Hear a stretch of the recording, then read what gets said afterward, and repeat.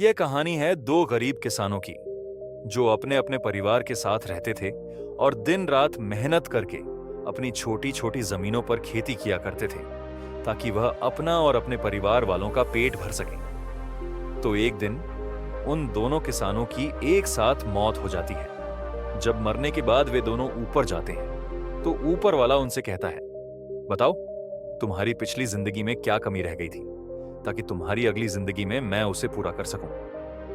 यह सुनकर पहला किसान आगे बढ़ा और बोला, ईश्वर, आपने मुझे बहुत ही दुख भरी जिंदगी दी थी। मेरे पास कुछ भी नहीं था। मैं हर दिन बैल की तरह खेतों में मेहनत करता था और जो कमाता था वह बस किसी तरह खाने पीने के लिए ही काफी होता था।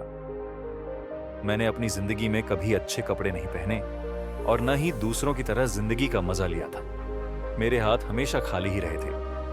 आपने मुझे कैसी जानवरों जैसी जिंदगी दी थी। तो ईश्वर ने उसकी बात सुनी और उससे पूछा, तो अब बता कि तुझे अगले जन्म में क्या चाहिए। किसान ने तुरंत कहा, ईश्वर, मुझे ऐसा बना दो कि मुझे कभी किसी को कुछ देने की जरूरत ना पड़े। मैं बस सबसे लेता ही रहूं। मुझे सिर्फ पाना है, देना नहीं है। ईश्वर ने हामी भरी और कहा, ठीक है, तेरी इच्छा पूरी करता हूं, तू जा।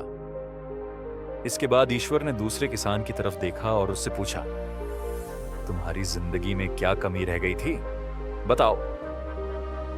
दूसरे किसान ने हाथ जोड़कर कहा, ईश्वर, आपने मुझे सब कुछ दिया था और मैं इसके लिए आपका शुक्रिया अदा करता हूं। मुझे अच्छा परिवार मिला था। मेहनत करने के लिए दोनों अपने अपने परिवार के साथ रहते थे और दिन रात मेहनत करके अपनी छोटी छोटी जमीनों पर खेती किया करते थे ताकि वे अपना और अपने परिवार वालों का पेट भर सकें। एक दिन दोनों किसानों की एक साथ मौत हो जाती है।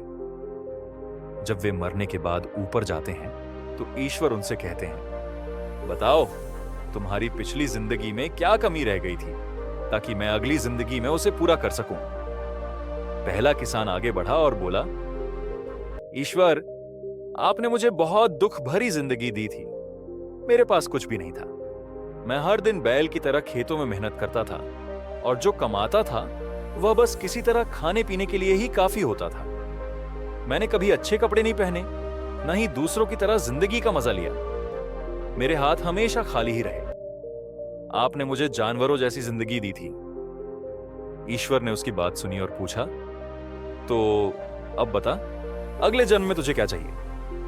किसान ने तुरंत कहा, ईश्वर, मुझे ऐसा बना दो कि मुझे कभी किसी को कुछ देने की जरूरत ना पड़े। मैं बस सबसे लेता ही रहूं। मुझे सिर्फ पाना है, देना नहीं। ईश्वर ने हामी भरी और कहा, ठीक है, तेरी इच्छा पूरी करता हूं, तू जा।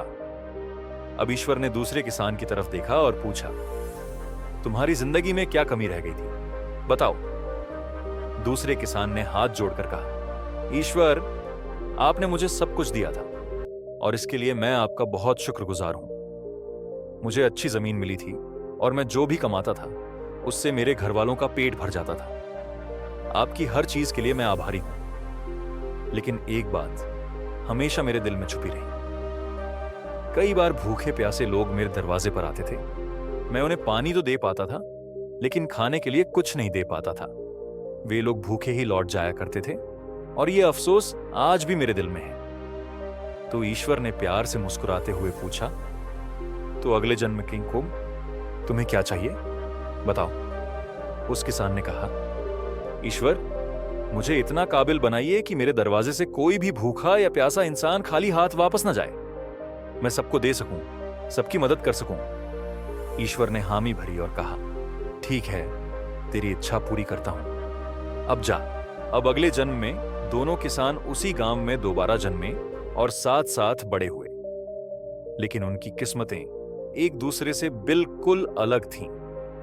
पहला किसान, जिसने सिर्फ पाने की इच्छा जताई थी कि उसे सिर्फ मिले और वह किसी को कुछ ना दे, वह बना उस गांव का सबसे बड़ा भिखारी। अब सच में उसे किसी को कुछ देने की जरूरत नहीं थी। वह हर किसी से ले रहा था। दूसरा किसान, जिसने कहा था कि वह सबको देना चाहता है, वह बना उस गांव का सबसे अमीर आदमी। उसके घर आने वाला कोई भी इंसान खाली हाथ नहीं लौटता था। वह सबकी मदद करता था, गरीबों को खाना खिलाता और जरूरतमंदों का सहारा बनता था। इस कहानी से हमें यह सीख मिलती है कि जिंदगी में हर चीज के दो पहलू होते हैं, एक पॉजिटिव और एक नेगेटिव।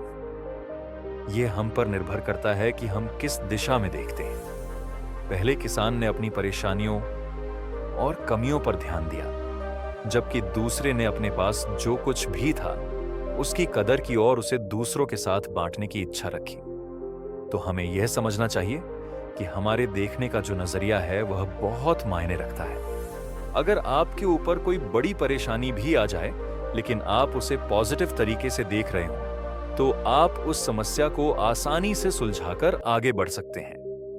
अगर आपको यह कहानी अच्छी लगी हो और आप इसे और भी लोगों तक पहुंचाना चाहते हैं, तो इस वीडियो को लाइक करिए। और अगर कहानी दिल को छू गई हो तो हमारे चैनल को सब्सक्राइब जरूर करिए। मिलता हूं मैं अगली बार इसी तरह की एक और प्रेरणादायक कहानी के साथ। तो सब्र करो, शुक्र करो और जिंदगी में आगे बढ़ो।